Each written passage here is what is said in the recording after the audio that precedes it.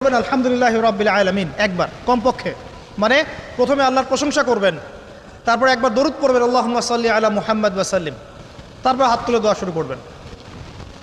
বৃষ্টি পড়ছে, দোয়া শুরু করে দেন, দোয়া কবুল হবে ইনশাআল্লাহ। আজান দিয়েছে, আজান এবং একামতের মাঝখানের সময়টা আছে, এই সময়টা কাজে লাগান, দোয়া কবুল হবে ইনশাআল্লাহ। নামাজে দাঁড়িয়েছেন, সেজদায় গিয়েছেন, সেজদায় দোয়া করেন, দোয়া কবুল হবে ইনশাআল্লাহ। প্রশ্ন করে অনেকে যে ভাই সেজদায় কি বাংলায় দোয়া করা যাবে? হ্যাঁ যাবে, যদি আপনার নামাজটা নফল নামাজ হয়। কোন নামাজ হয়?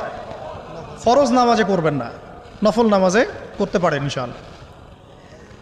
সেজদায় বান্দা আল্লাহর সবচেয়ে কাছাকাছি থাকে, এই সময়ে বেশি বেশি দোয়া করতে রাসূল সাল্লাল্লাহু আলাইহি ওয়াসাল্লাম তাগিদ দিয়েছেন। দোয়া করলে ডাইরেক্ট কবুল হবে ইনশাআল্লাহ। পিতা মাতার খেদমত করে দোয়া করেন, দোয়া কবুল হবে ইনশাআল্লাহ। এখন তো পিতা মাতার খেদমত মানুষ করতে চায় না। এটা সেই যুগ যে যুগে পিতা মাতার সাথে দাস দাসীর মতো আচরণ করা হয়।